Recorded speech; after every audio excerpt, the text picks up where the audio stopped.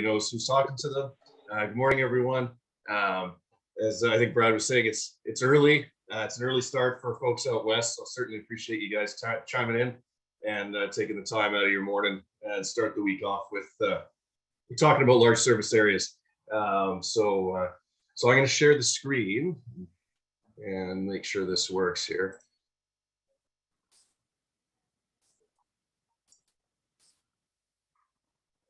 Oh, will that work?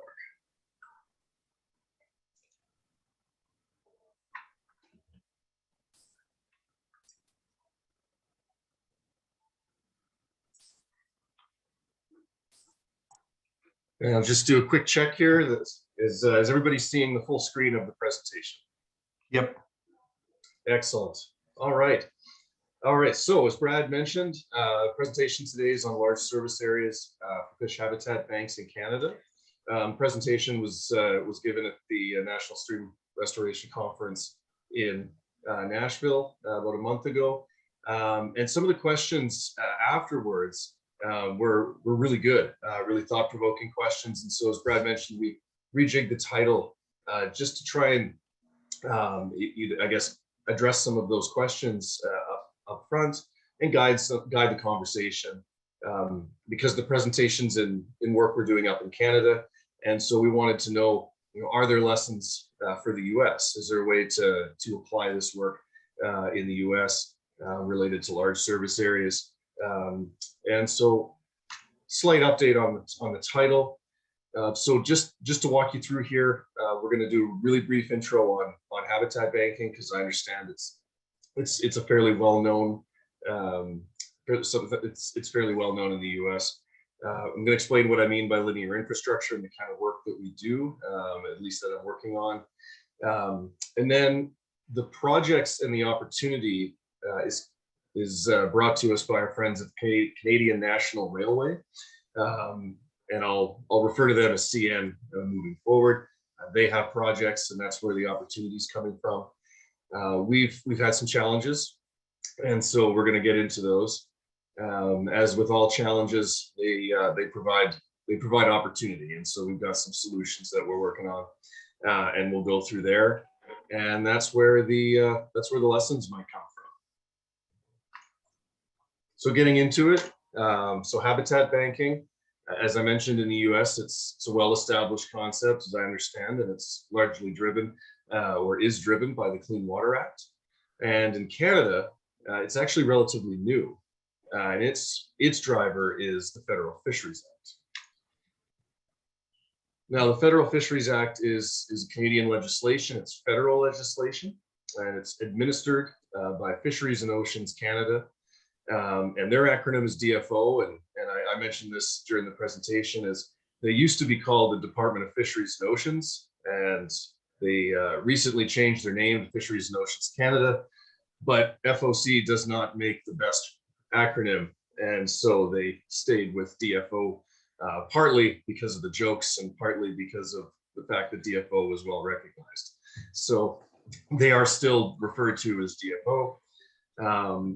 You need an authorization if you're going to contravene the Fisheries Act and cause impacts to fish and fish habitat. And as part of the authorization, offsetting is required. And offsetting is their new term for a compensation, essentially. And in 2019, revisions formally added proponent-led habitat banks. And that's what we've got. We don't have third-party banking or in lieu fee programs, but we do have the opportunity to do proponent-led habitat banks. So it's a good start. And now habitat banking provides a mechanism for offsetting before project impacts occur. So, excuse me. So, DFO's justification for habitat banking was really for their use in linear developments and linear infrastructure. In Canada, it's a big country. There are lots of pipelines, railways, and road networks that cover a lot of distance, and they typically have they've got pretty common impacts. They cross a lot of streams, And so it really comes down to stream crossings and to some lesser extent, stream infilling, or even lesser is the realignments. Now there, excuse me, there used to be, I guess in the older days, they had quite a few stream realignments that that they have the opportunity to fix now, and that was also part of some of the discussions that perhaps habitat banking would provide the opportunity or a mechanism to make good on some of the previous work that was done by linear infrastructure, some of the previous impacts. Now, with linear infrastructure, typically, because it's long and crosses a number of streams or touches a lot of waterways, you get many impacts, and typically they can be small. There's lots of small streams, small culverts along the way, and so you get many small impacts. And with many impacts, there is the need for many offsetting projects. And unfortunately, it's typically limited to small projects with low fish habitat value. And it's really just a function of the way the legislation works. If you've got a small impact in one location, you only need to do as much as you need to do. And so the way it ends up working is it's a race to the bottom for how little can we do to get the authorization in place. And it's unfortunate, but that's the way it happens. And so it's just not a very good situation. And now with habitat banking, we're hoping we can change that, because you can get one large project that can offset many small impacts, which can create high value fish habitat. And in order to make this work, of course, you need a large service area. That's what drives the clients to do it. If they've got a large service area that they can use for the habitat bank, or they can access for future work, then it's in their best interest to do it. They're motivated to do it, and so that's where we find ourselves with CN. So again, Canadian National Railway is the client that's providing us the opportunity. The North Saskatchewan River, it's a large river. It flows through Alberta and Saskatchewan. CN has two large bridge projects on the books on the North Saskatchewan River. They are far enough apart that I'll show you on a map, but they've got separate impacts, and they both require offsetting. And so they've got also future projects on within the NSR or the North Saskatchewan River watershed that will also likely require offsetting. And so a habitat bank could provide offsetting for all of these projects, as well as future projects that they don't even know about yet. So it's a really good opportunity. And so to landmark us, we've got this map of North America. I'm not sure if you can see my mouse moving, but obviously this is around where the Canadian and the US border is. And this red circle is the service area that we're talking about. And it's, for scale, it is actually almost that big, the service area that we're looking for. So it is considerably large. Now this scary looking map has a lot of detail on it, and you actually get to see it twice. So I'm going to walk you through it. But it does a really good job of illustrating the challenges that we'll talk about. And so we have the Wainwright 260.4 project listed here over by Edmonton in Alberta. And then way over here, we have Blackfoot 5.6 in Saskatchewan. It's just around or just outside of North Battleford. We have some boundary lines. The red line is the watershed boundary for the North Saskatchewan River. We've got the yellow line, which is the eco zones. We've got the provincial boundary for Alberta and Saskatchewan right here.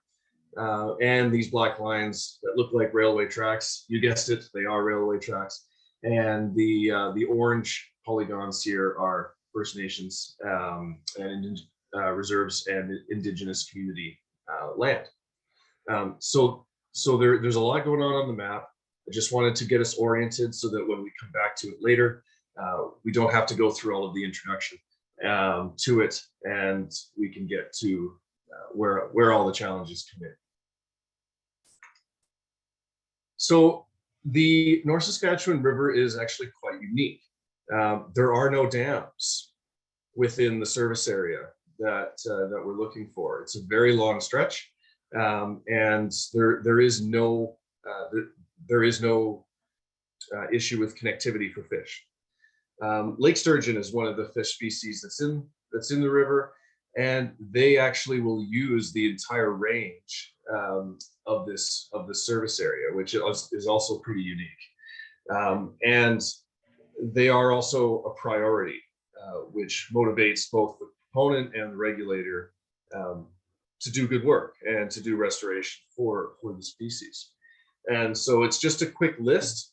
I don't want to drag everybody through it, but there's five separate concerns, whether it's them being endangered.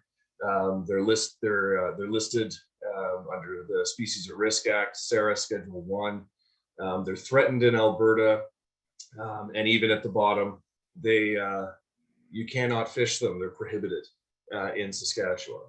And so with no dams and a species that use a large service area that is a priority, there should be good motivation here to get a project. And so we believe it's a rare opportunity. We've got a service area that is I guess almost in excess of 800 kilometers long. It's actually a little bit longer. It spans 2 different provinces.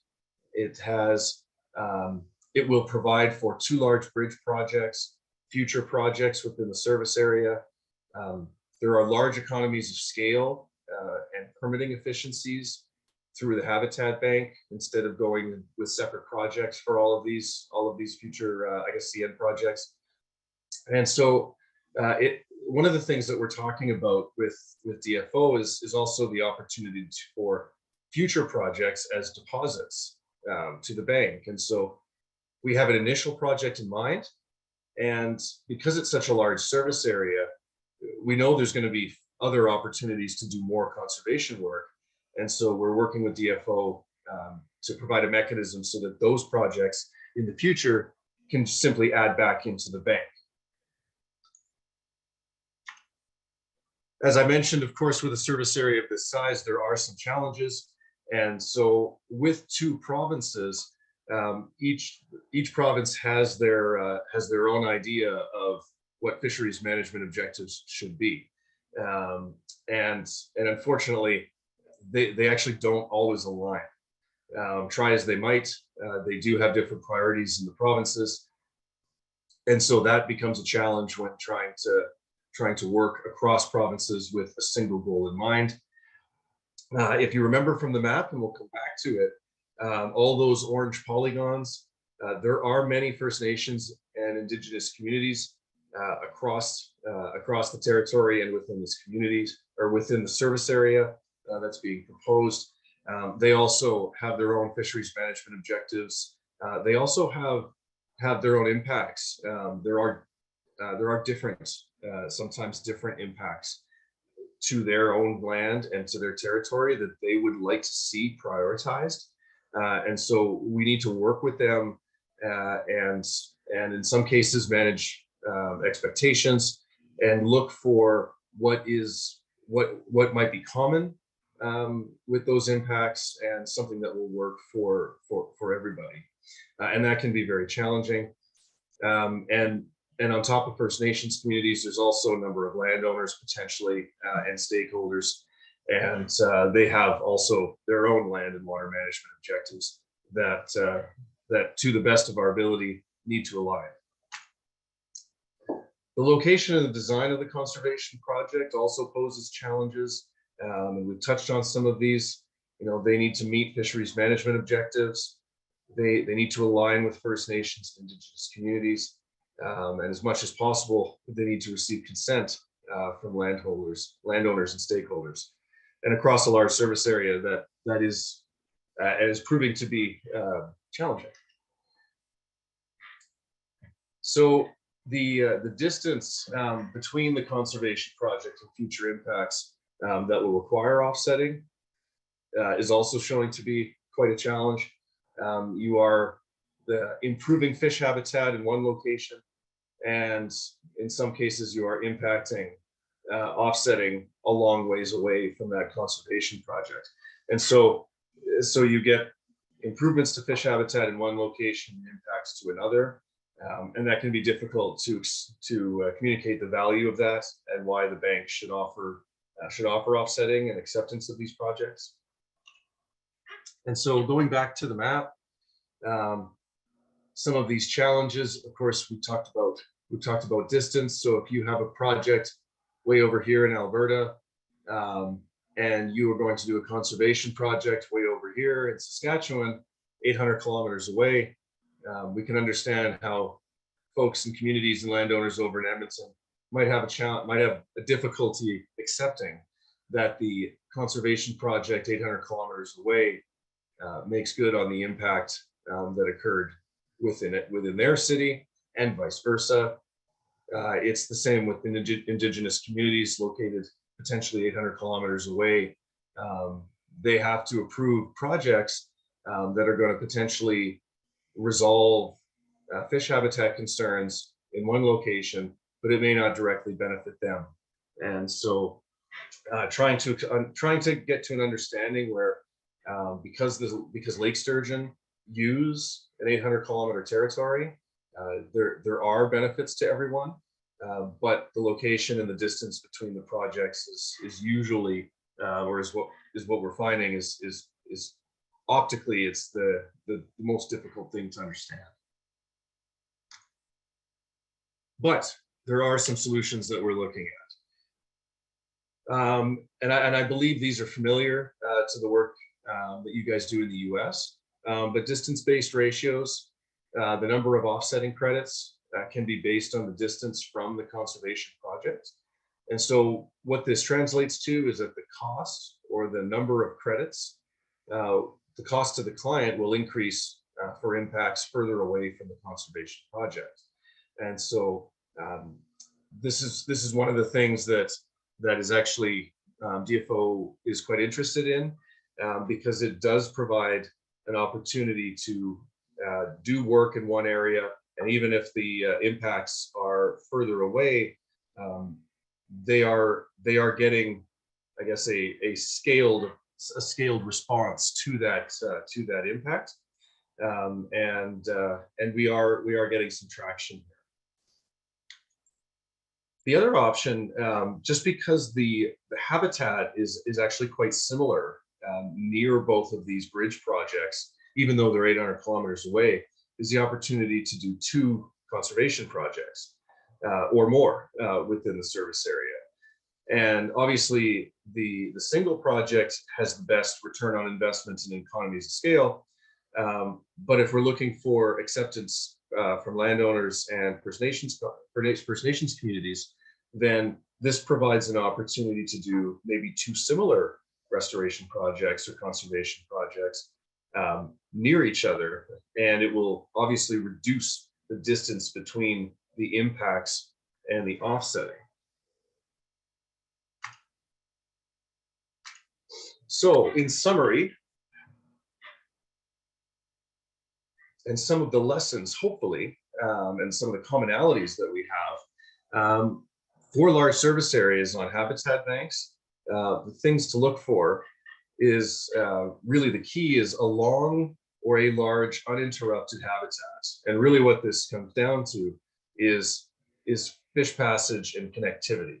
And so in our case, no dams along a large river really provides this opportunity for a large service area. And alignment between fisheries management objectives, we have found some commonalities. Both provinces do want to see sturgeon have long-term sustainable populations, and so focusing in on some of the key management objectives and the objectives that we share in common, instead of focusing on what we don't share in common, we have we have found solutions that way. We're hoping that that provides a pathway for success here. And then the distance-based ratios or the multiple projects approach. Both options do have some traction with the regulators, and we're hoping that one of them will be able to give us the green light in the end. And so I believe with that, that's the last slide I've got, and I think I'm still in time. And so I will I'll pass the mic over to Brad or Dave, and see how much time I've got for questions. Happy to answer. Lucas, I've got some questions for you. Would you care to comment on the value or the need or the opportunity to focus on sturgeon directly versus other fish that are in the food chain for sturgeon? Yes, actually, that's a great question. I thought so. Not leading at all. One of the interesting things, I guess, for those who aren't familiar with the lake sturgeon situation in Canada and in Alberta, lake sturgeon reached the top of the priority chain or the priority ladder years ago because there were like pulp and paper mills and a lot of industry that was causing water quality impacts to the North Saskatchewan River. And there was also, I guess, a high price on their head for recreational fishing. And that caused the population to crash. They've instituted a ban on fishing. As I mentioned, in Saskatchewan, you cannot harvest them. And they have essentially addressed all of the water quality issues. And so the lake sturgeon, as far as Alberta environment is concerned, are on their way back. And we first approached DFO and the province with proposals to do work in the North Saskatchewan River itself to further, I guess, to further help lake sturgeon on their way back. And their response was actually that they don't need any more help directly. And the terminology they used is, there's enough spawning areas, there's enough rearing areas. Essentially, there's enough hotel rooms for lake sturgeon to come back, and they don't need any more help. They just need to be left alone, and time will heal all wounds. And so what they did say, though, is that work on tributary streams that provide food for lake sturgeon. They eat a lot of forage fish. Would be something that the province and all of their data would very much support. The North Saskatchewan River is a large river.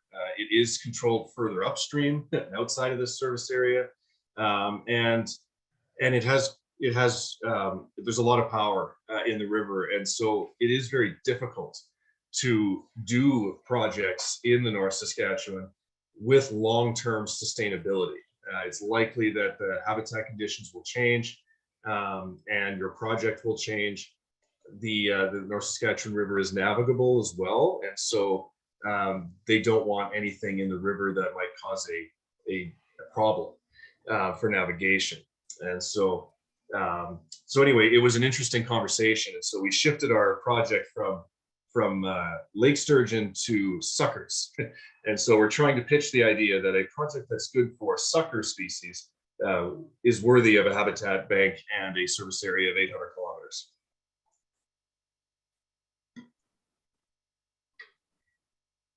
Thanks, Lucas.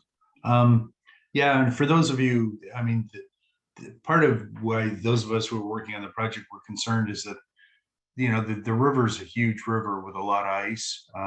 It's got a mean annual discharge of 9 million cubic decameters, which, if I convert that over to acre feet for our American friends, it's about 7.5 million acre feet a year. So it's quite a big river, large amount of flow, difficult to work in, difficult to access, and it's in the sense that it's in a very deep valley. So we're very concerned about trying to create habitat actually in the North Saskatchewan. So the idea about being able to work in some of the tributaries makes a lot more sense. Although it's interesting, although it's a very large river, there's a limited number of tributaries. It's they're few and far between and quite small. So most of the flow comes from glacier melt out of Jasper National Park in the Rocky Mountains. So that's where most of the flow comes from. So thanks, Lucas. Anybody else got any questions? Josh, Christy, Brett, Wade?